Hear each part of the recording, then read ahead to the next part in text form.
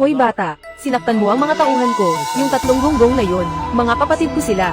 Magbayad ka ng 100,000 at kalimutan na natin to. Kung hindi, wala talaga akong pera. Kung ganun, may iwan ng isa mong kamay. Sa susunod na makita mo ako, lumayo ka. Sandali. Malubha ang sakit ng tatay ko. Pwede mo ba siyang silipin? Bakit mo alam na marunong akong magpagaling? Hindi ko alam. Pero ang hinala ko, hindi ka ordinaryong tao.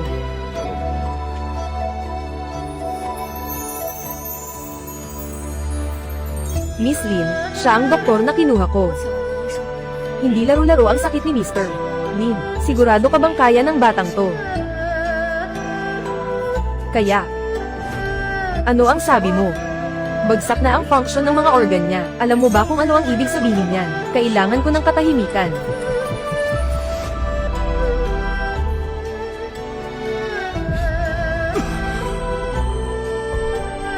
Imposible, hindi na maibabalik ang function ng mga organ kapag bumagsak na. Yes, Shan. Yes, Shan. Gising ka na. Salamat. Magkano ang bayad? Sabihin mo lang ang presyo. Huwag na. Hindi pa lubusang magaling ang tatay mo. Susulatan kita ng race 8. Inumin mo sa loob ng 7 araw at gagaling siya. Sino ka ba talaga? Isang taong napadaan lang. Sandali, 2 beses mo na akong niligtas. Hayaan mo man lang kitang ilibre ng pagkain. Kung itada na, magkikita rin tayo muli. Gumaling ang sakit ni Ling Yuanshan. Sino ang gumamot? Yung taong inupahan ni Ling Yuan na nagligtas sa kanya sa eskinita kanina. Iyon nga ang taong yun. 20 minuto lang siyang nasa loob ng bahay ni Lin. At napabangon na agad si Ling Yuanshan sa higaan. Alamin niyo ang background niya. Ginagawa na namin. Pero ang taong to, walang record ng pagkakakilanlan. Walang rehistro sa hotel. Walang kahit anong koneksyon sa lipunan. Ngayong hapon lang siya lumabas ng bus terminal. Ipahiram mo sa akin ang mga tauhan mo sa North City. Anong level ng fighter ang kailangan para bugbugin ang isang tao? Isang tira lang, tamba agad ang target. Pinapanta ko na si Kalbo kasama ang 5 tauhan. Yung batang yan ang may problema. HMPH. May nagbayad sa amin para sabihin sa'yo na umalis ka na sa Jiangcheng. Bumalik ka na kung saan ka galing. O kung hindi, sabihin mo sa amin kung sino ang nagpadala sa inyo. Tama na. Ha. Ha.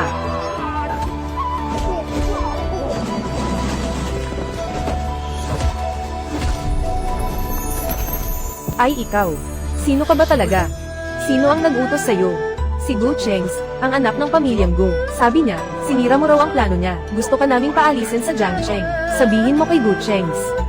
Sa susunod, siya na mismo ang pumunta. Huwag siyang magpadala ng mga basurang gaya nyo para magsayang lang ng oras. Wan Qing. Nahanap mo na ba siya? Wala siyang record sa kahit saang hotel o inn. Umalis na kaya siya sa Jiangcheng? Hindi. Sabi niya, kung tadhana, magkikita raw kami ulit. Nandito na si Gu Chengs. Nabalitaan ko na bumubuti na ang lagay ni Tito Lin. Kaya napadalaw ako. Kailangan magpahinga ni Papa. Hindi siya tumatanggap ng bisita. Lin Wanqing, alam mo naman ang nararamdaman ko. Basta pumayag kang pakasalan ako, matutulungan ng pamilyang Go ang kumpanya nyo para malampasan ang krisis. Ano namang silbi ng pagiging magaling makipag-away ng probinsya nung yun? Sa mundong ito, pera at kapangyarihan ang nagpapatakbo ng lahat. Yung mga pinadala natin kagabi, lahat sila na ospital. 6 na tao, 3 segundo lang, tamba agad. Hindi lang basta marunong lumaban yan. May mas magaling ka pa bang makuha? Meron. Ang senior ko na si Lu Zuan, kakatapos lang ng pagsasanay niya, pero mas mahal ang presyo. Magkano? Sige, 2 milyon. Pero may isang hiling ako. Gusto ko, sa harap mismo ni Lin Wanqing. Lumuhad siya at magmakaawa sa akin. Bata, pagdating ng oras na lumuhad ka, gusto ko makita kung paano pa. Ituturing na bayani si Lin Wanqing. Ying Jia, nahanap na namin ang impormasyon. Kagabi, 6 na tauhan ang pinadala ni Gu Chengs. Lahat sila dinala sa emergency room. Yung leader nila, muntik nang mabali ang pauso. Wala pang 3 segundo ang buong pangyayari. 3 segundo para patumbahin ang 6 na tao. Kaninang umaga, may nakakita sa kanya sa Uchentong. May iniligtas siyang batang babae na nasa kritikal na kondisyon. Nagkita ulit tayo. Kumusta na ang tatay mo? Pagkatapos uminom ng gamot, nakakababa na siya sa kama. Nandito ako para personal na magpasalamat sa iyo. Pwede ba kitang ilibre ng pagkain? Ito ay 1,000,000 piso. Alam kong sinabi mong ayaw mo ng pera, pero kailangan mo ng panggastos habang naghahanap ka ng tao rito sa Jiangcheng. Nakatira ako sa Hucheng Town. Hindi ko kailangan ng panggastos, pero kailangan mo pa rin kumain at magdamit. Nagdala ako ng 300 piso. Sige na. Kapag may kailangan ka, siguraduhin mong hanapin mo ako, ha? Saan mo natutunan ng ganyang galing sa pakikipaglaban? Sa bundok Tianzhu. May mga tao na.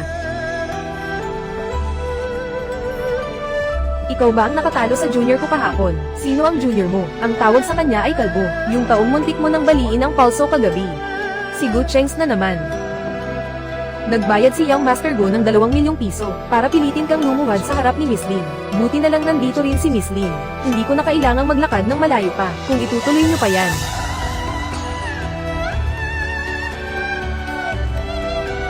Kung ako ang kailangan nyo, sa akin na lang kayo, huwag nyo siyang idamay. Hindi niya yata ako kinakatakutan, dahil nandito ka na rin lang, mag-iwan ka muna ng pasa bago ka umalis. Nakakatuwa naman, ilang taon na rin simula nung may nang-ahas na kausapin ako ng ganyan, Nuzuan. Sige, bata, hayaan mong ipakita ko sa iyo kung ano ang ibig sabihin ng may mas magaling pa sa iyo. Napapaatras ka na sa pader. Tingnan natin kung saan ka pa makakatago ngayon.